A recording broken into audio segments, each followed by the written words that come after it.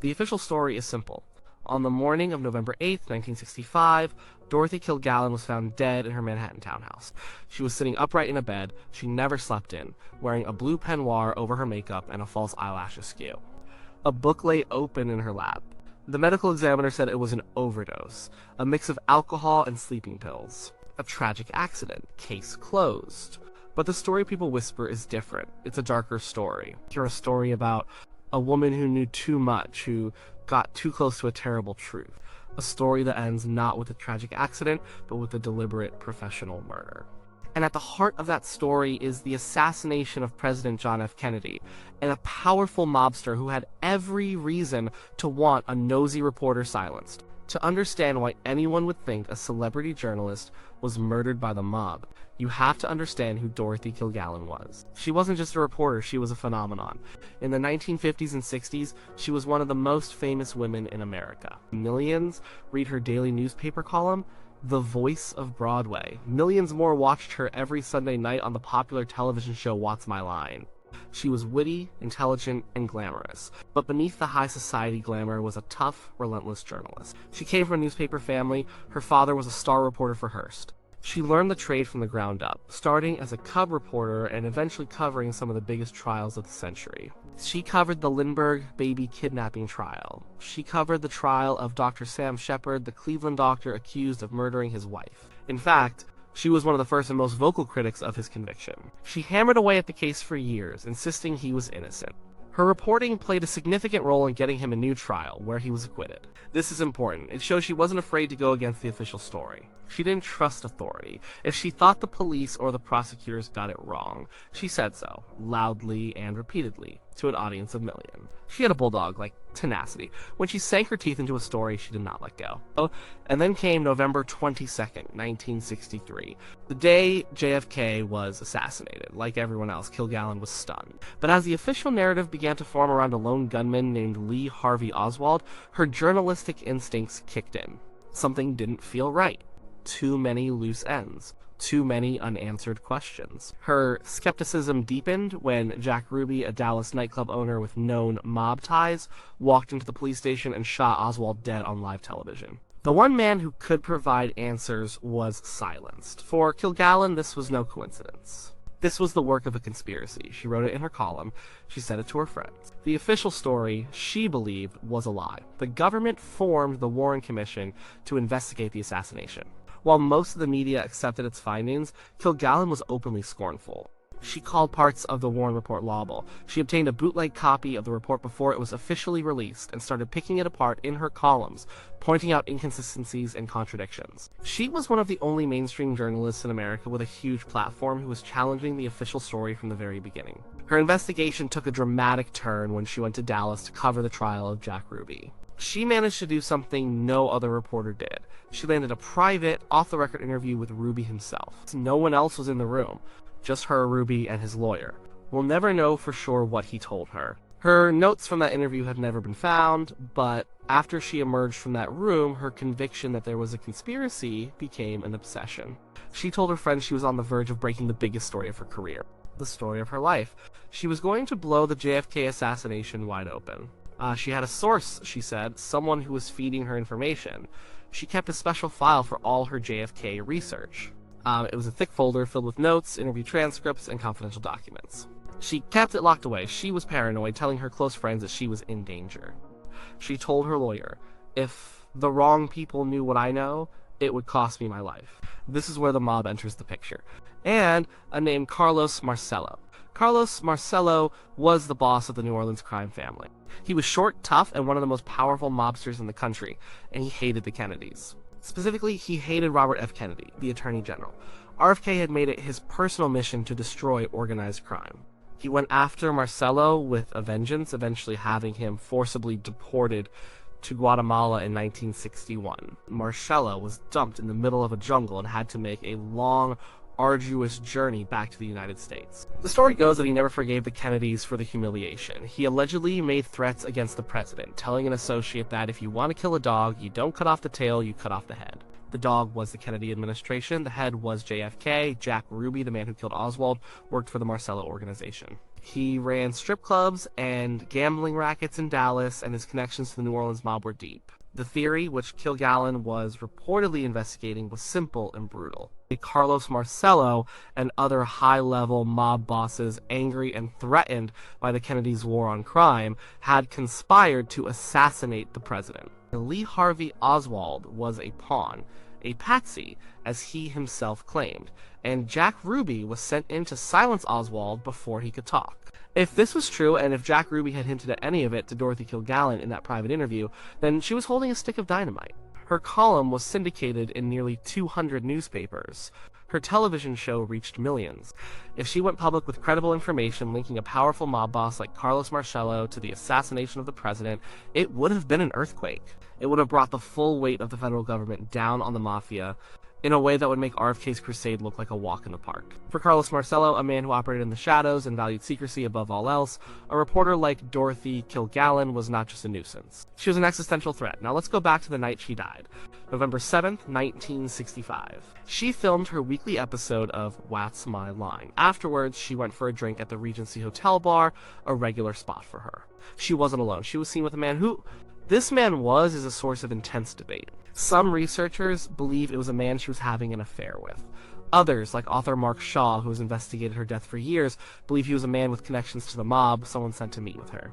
She left the Regency and went home to her townhouse. Her husband, Richard Colmar, said she seemed fine. She went up to her bedroom on the 3rd floor. He went to his bedroom on a separate floor. This was their normal routine. The next morning, her hairdresser found her. But the scene was strange. Very strange. First, she was in the wrong bedroom. She was found in a guest room on the 5th floor, a room she rarely used. Her own bedroom with her own bed was on the 3rd floor. Why would she go to sleep in a different room? Second, she was dressed to be seen. She had her makeup on, her hair was done, and she was wearing a peignoir. Her friends and family said this was highly unusual. When she went to bed, she took her makeup off and wore a simple nightgown. She looked as if she was expecting a visitor, not turning in for the night. Third, the book. The D-Day story. It was found open on her lap, as if she had drifted off while reading. But she had traveled to France a few months earlier to research a story on the D-Day anniversary. Her friends said she had already read that book. It was research material, not a bedtime story. To them, it looked like a prop, placed there to make the scene look natural. Then there was the issue of the sleeping pills and the alcohol. The medical examiner found a lethal combination. But there was no empty glass by the bed, and the pill bottle found was for a different type of barbiturate than the one that killed her. The official investigation was shockingly brief. The cause of death was determined quickly. The police didn't treat the townhouse as a potential crime scene. They didn't dust for fingerprints. They didn't question people at the Regency Hotel about the man she was with. It was all wrapped up in a neat little bow. A famous woman who worked too hard and drank too much and took pills to sleep finally took one too many. But the most damning piece of evidence for those who believe she was murdered is what went missing. Her JFK file, the big one, the folder with all her notes, her Ruby interview transcript, the explosive information she was about to publish. It was gone. Her husband couldn't find it, her secretary couldn't find it.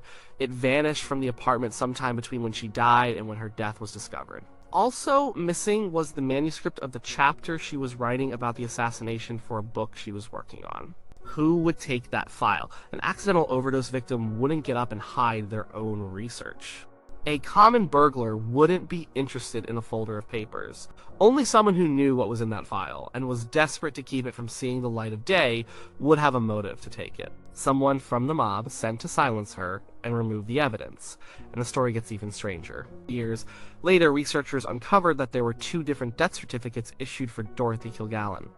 The first one, signed by the initial medical examiner, listed the cause of death as undetermined circumstances. That suggests he wasn't sure. It suggests something was suspicious. But that certificate was later replaced by a second one, signed by a different medical examiner, which listed the cause of death as acute ethanol and barbiturate intoxication, with the manner of death being accidental. Why the change? Who had the power to override the initial finding and push for a clean, simple accident ruling? The theory of her murder goes like this. The mob, likely on the orders of Carlos Marcello, learned that Kilgallen was about to publish her story linking them to the JFK assassination. They couldn't let that happen. On the night of her death, an operative, perhaps the man she met at the Regency Hotel, gained access to her townhouse. He may have been someone she knew, someone she trusted enough to let in late at night. He drugged her, likely by slipping a powerful, fast-acting barbiturate into her drink. He then staged the scene to look like an accidental overdose. He placed her in the bed, put the book in her lap, and left. Before he left, he took the most important thing in the house, her JFK file. He took her life's work. He took her story. Of course, there is a counter-argument to all of this. It's the simple, sad story the medical examiner told. Dorothy Kilgallen was a woman under immense pressure. She had a daily column, a weekly TV show, and was raising 3 children. She did drink. She did take sleeping pills, and had for years. Her tolerance was likely high, and it's plausible that one night she simply misjudged the dose, mixing the pills with a little too much alcohol. It happens. The strange details of the death scene could have simple explanations. Maybe she couldn't sleep in her own bed for some reason and went to the guest room. Maybe she fell asleep before taking her makeup off. Maybe she was rereading the book for some reason. All of these things are possible. And the missing JFK file, maybe it never existed in the way people imagine. Maybe it was just a collection of routine notes that got misplaced or thrown out after her death. The stories of her being about to blow the lid off the assassination could have been exaggerated over time, fueled by the grief and suspicion of her friend. With no file to examine, we are left only with stories. The man she was with at the bar was likely just a friend or a source for a different story. The idea that he was a mob hitman is pure speculation. There is no hard evidence, no confession, no smoking gun that proves she was murdered. There are only suspicious circumstances, a lot of unanswered questions, and a powerful motive. So, did a mobster kill Dorothy Kilgallen? We will almost certainly never know for sure. The people who might have known are long dead. The crucial evidence, her JFK file, is gone forever. All we have are 2 competing narratives. One is the story of a tragic accident. A brilliant but tired woman who pushed herself too hard and made a fatal mistake with her medication. It's a clean, simple explanation.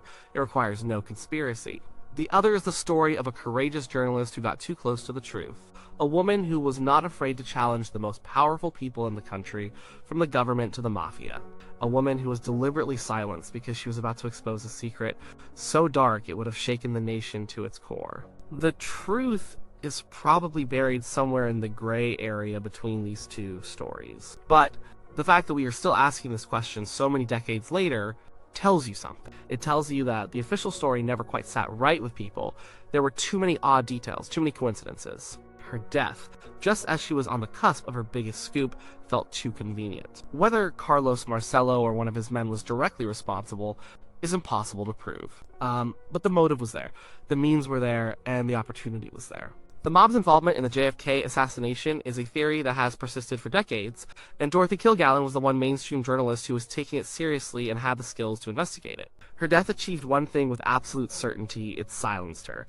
It stopped her JFK investigation cold. The file disappeared. The story was never written. The questions she was asking stopped being asked in the mainstream press for many years. Perhaps the best way to think about it is, this Dorothy Kilgallen was a threat. She was a threat to the official story of the Warren Commission. She was a threat to the powerful people who wanted the JFK assassination to be the closed case of a lone nut. And if the mob was involved, she was the biggest threat of all. And in the world of men like Carlos Marcello, threats are not tolerated. They are eliminated. So, while we may lack the proof to convict a man in a court of law, the shadow of the mob hangs heavy over the death of Dorothy Kilgallen. It's a story without a final chapter, a mystery without a solution, but it serves as a chilling reminder that asking the wrong questions of the wrong people can be the most dangerous thing in the world. Dorothy Kilgallen died, and with her, a truth we may never know.